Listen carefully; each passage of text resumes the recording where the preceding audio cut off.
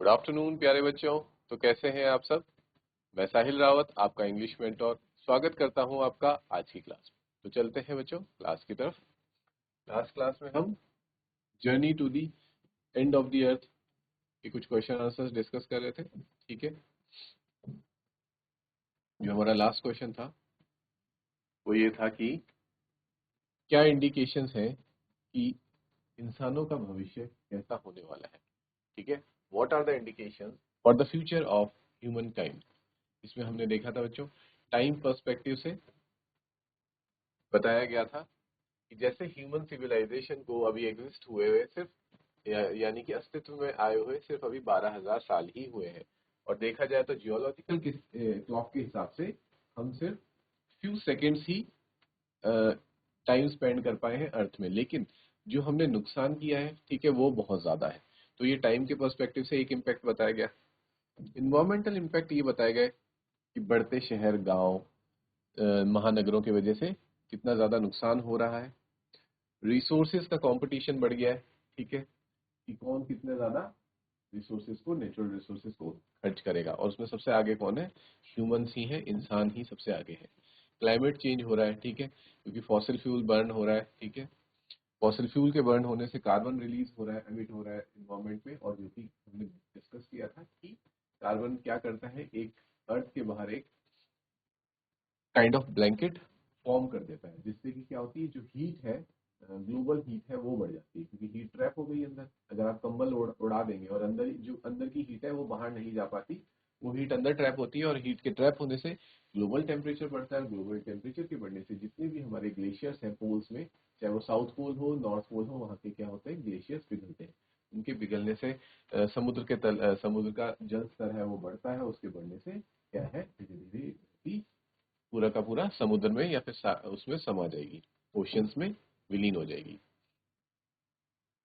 Critical questions कुछ ये पूछे गए थे कि the future poses uncertainties like whether the West Antarctic ice sheet will melt entirely if ocean currents will be disrupted and whether it will be the end of the world as we know it.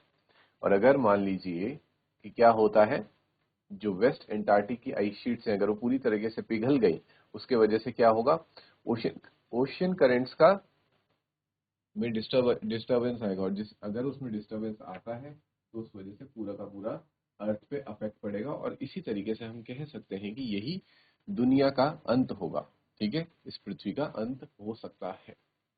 तो that's why जो ये हमारे glaciers हैं ये बहुत ज्यादा important है, और हमें उन्हें प्रिजर्व करके रखना चाहिए। ठीक है बच्चों, यहाँ तक हमने लास्ट क्लास में डिस्कस कर लिया। अगला पॉइंट देखते हैं।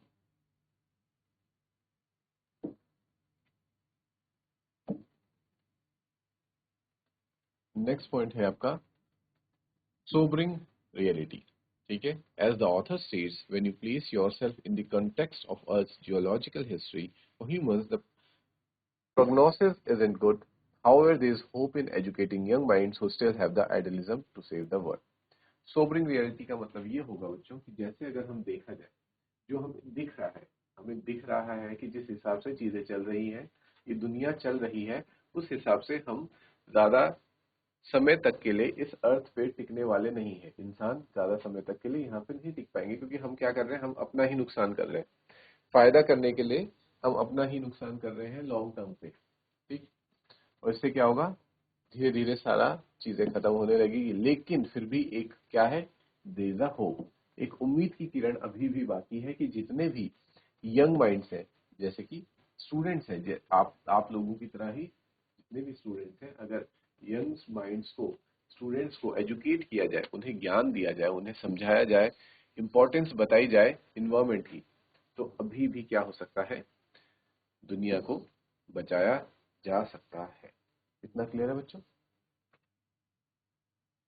इसे नोट डाउन करेंगे फिर बढ़ते हैं नेक्स्ट क्वेश्चन की तरफ। पहले आप ये इतना नोट कर लीजिए। Okay students, let's see the next question. The question is, the world's geological history is trapped in Antarctica. How is the study of this region useful to us? ये कह रहा है कि जो अर्थ की जियोलॉजिकल हिस्ट्री है, अर्थ की कह सकते हैं हम अतीत के बारे में, हिस्ट्री के बारे में हमें कहाँ से पता चलता है? एंटार्क्टिका से पता चलता है। जो उसकी हिस्ट्री है वो वहाँ पे ट्रैप है। तो ऐसा क्यों कहा जा रहा है? ठीक है। और एंटार्क्टिका में जाकर स्टडी करने से हमें क्या फायदा हो सकता है, हमें इस आंसर में बता। ठीक है बच्चों, हम वैसे ही चैप्टर में ऑलरेडी पढ़ चुके हैं कि कितना बेनिफिट है एंटार्क्टिका से, हमें क्या क्या चीजें सीखने को मिलती, क्या क्या हमें अर्थ की हिस्ट्री, पास्ट वगैरह के बारे में पता चलता है। और इवन पास्ट के साथ साथ प्रेजेंट और फ्यूचर का भी हम प्रिडिक्ट कर सकते हैं। तो देख लेते हैं। Antarctica serves as Earth's greatest natural archive, containing invaluable geological and climate records that help us to understand our planet's history. तो ये कह रहा है कि क्या अर्थ एक तरह से क्या है? नेचुरल आर्काइव है। आर्काइव क्या होता है बच्चों? एक ऐसी जगह जहाँ इतिहास से संबंधित सारे दस्तावेज संभाल के रखे जाते हैं। ठीक है, वो काइंड ऑफ लाइब्रेरी कह सकते हैं आप।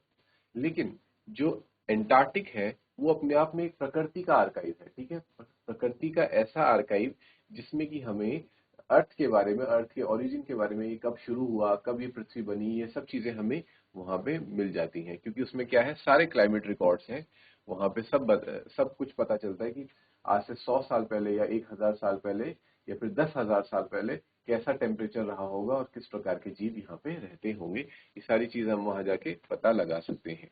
क्लियर है? फिर आता है next point, ice core records.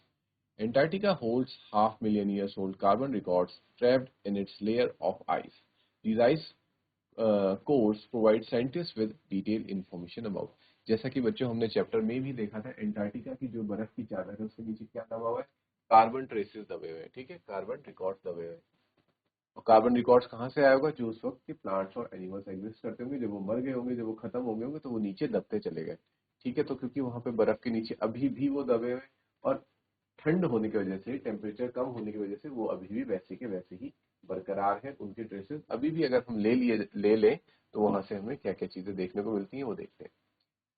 Ancient atmospheric composition, यानी कि मतलब पुराने समय, पुराने मतलब बहुत पुराने समय, मतलब मिलियंस ऑफ ईयर्स एगो की बात कर रहा हूँ बच्चों में यहाँ पे।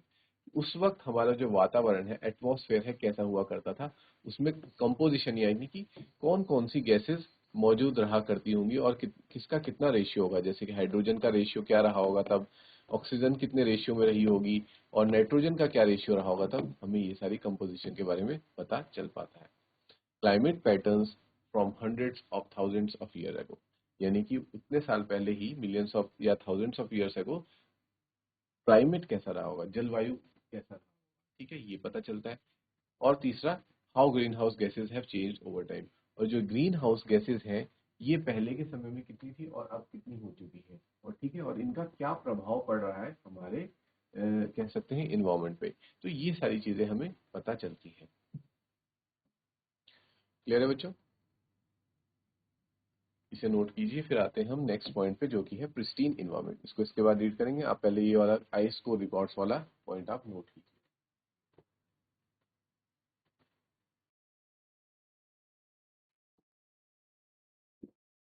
आते हैं बच्चों नेक्स्ट पॉइंट पे, pristine environment. Antarctica is unique because it's the only place in the world which has never sustained a human population, making it relatively pristine.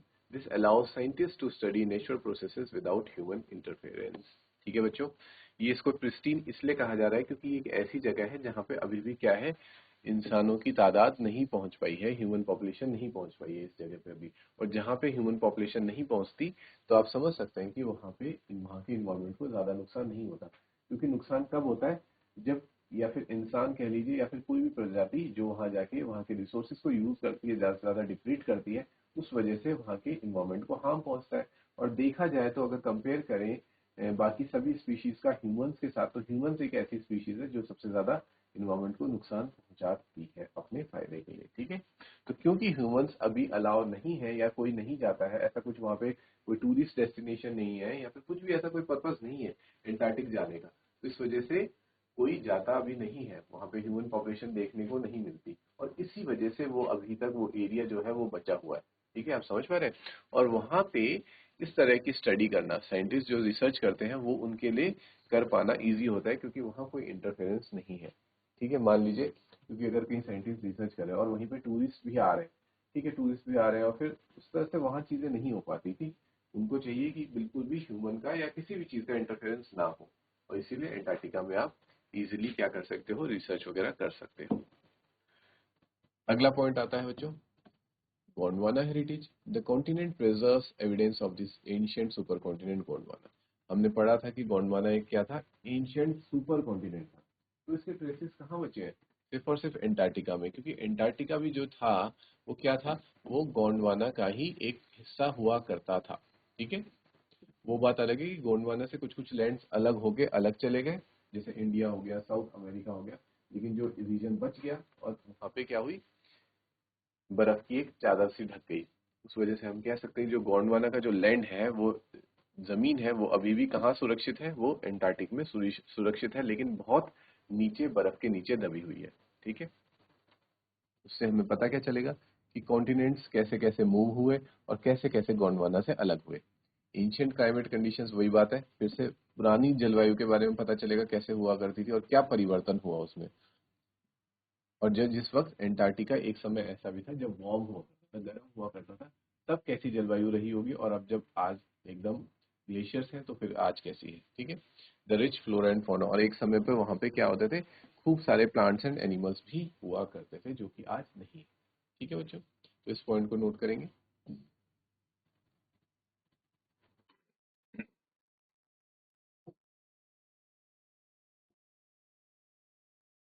ठीक है बच्चों, नेक्स्ट पॉइंट की तरफ आते हैं। Next point is climate change laboratory. ठीक है, इसको लेबोरेटरी क्यों कहा गया है, क्लाइमेट चेंज की लेबोरेटरी है एंटार्क्टिक, इसलिए क्योंकि वहां जाके बच्चों हमें ये पता चल पाता है कि क्लाइमेट चेंजेस की वजह से क्या क्या डिफरेंसेस आ रहे हैं, पुराने टाइम में क्लाइमेट कैसा होता था, आज की डेट में क्लाइमेट कैसा है, और आने वाले वक्त में हमारा क्लाइमेट कैसा होने वाला है। With 90% of Earth's total ice volume stored in Antarctica, it serves a crucial indicator of global climate change. Scientists can observe how environmental changes affect this isolated ecosystem. देखो, क्योंकि 90% अर्थ की जितनी भी आइस है, बर्फ है, वो कहाँ पे है, एंटार्क्टिका में है। तो इसलिए ये एक बहुत क्रूशियल यानी कि इंपॉर्टेंट रोल प्ले करता है ये बताने में कि पूरी दुनिया का क्लाइमेट, जलवायु कैसे परिवर्तन होने वाला है, परिवर्तित होने वाला है। साइंटिस्ट यहाँ पे जाके ऑब्जर्व कर सकते हैं कि हाउ जो वातावरण में आने वाले बदलाव हैं उससे किसी आइसोलेटेड इकोसिस्टम को कैसे अफेक्ट किया जा सकता है, या फिर कोई आइसोलेटेड इकोसिस्टम इन वातावरण में होने वाले बदलाव से कैसे अफेक्ट होता है। जैसे कि मान लीजिए आप कहेंगे, कह सकते हैं कि अंटार्कटिका तो बहुत ज्यादा दूर है, तो जो पॉल्यूशन हम यहाँ पे फैला रहे हैं, अपनी कंट्री में फैला रहे हैं, उसका असर एंटार्क्टिक में कैसे हो रहा है। यहाँ पे धुआं फैलाने से, गाड़ियों से निकलता हुआ धुआं हो गया या फैक्ट्री से निकलता हुआ धुआं एंटार्क्टिक की ग्लेशियर को कैसे पिघला रहा है। तो यही कॉन्सेप्ट समझ आता है बच्चों वहां जाके, वहां पे रिसर्च करके। ठीक है, और ऐसा होता है जो क्योंकि टेम्परेचर जो बढ़ेगा वो सिर्फ ऐसा नहीं होगा कि यहाँ पे ज्यादा पॉल्यूशन हो रहा है तो यहीं का ही टेम्परेचर बढ़ेगा। टेम्परेचर जब बढ़ता है तो ग्लोबली बढ़ता है। ठीक है, पूरे अर्थ का कह सकते हैं एक साथ ही टेम्परेचर राइज होता है। तो जब टेम्परेचर राइज होता है तो फिर एंटार्क्टिक जैसे आइसोलेटेड, आइसोलेटेड मतलब जो अकेली जगह में जहाँ पे कोई नहीं जाता, ठीक, which is unaffected bye humans, ऐसी जगह तक का इकोसिस्टम भी हिल जाता है। ठीक है बच्चों, इस पॉइंट को नोट कीजिए। ठीक है बच्चों, नेक्स्ट पॉइंट देखते हैं, फ्यूचर प्रेडिक्शंस, यानी कि भविष्य की आशंकाएं हम लगा सकते हैं कि भविष्य में चीजें क्या और कैसी हो सकती हैं। By studying Antarctica's geological history, Antarctica की जो जियोलॉजिकल हिस्ट्री पढ़ के scientist can better predict how our planet might respond to current climate changes and what the future might hold. Scientist ये डिस्कस कर सकते, मतलब एक तरह से निष्कर्ष निकाल सकते हैं कि हमारा जो ये प्लेनेट है, हमारा जो ये ग्रह है, उस पे जो ये क्लाइमेट चेंज हो रहा है ना, जो जलवायु के अंदर जो परिवर्तन आ रहा है, उसका क्या फर्क पड़ने वाला है हमारे प्लेनेट के ऊपर। ठीक है, और उसका क्या फर्क होगा और उसी के अकॉर्डिंग हमारा भविष्य कैसा होगा। ठीक है, और क्या पता हो सकता है आने वाले समय में बहुत ज्यादा ठंडा हो जाए सब कुछ, या बहुत ज्यादा गर्मी पड़े, या फिर ऐसा हो जाए कि बहुत सी जमीन समुद्र के नीचे चले जाएगी और फिर थोड़ी बहुत लैंड बचेगी। ठीक है, और जब थोड़ी बहुत लैंड बचेगी तो लोगों को क्या करना पड़ेगा बच्चों, समुद्र में कुछ ऐसी टेक्नोलॉजी अपनानी पड़ेगी कि समुद्र के नीचे एक अपनी कॉलोनी बनानी पड़ेगी, या फिर समुद्र के ऊपर ही कुछ कॉलोनीज बनानी पड़ेगी। जैसे कि आपने कुछ सिटीज देखी होंगी बच्चों,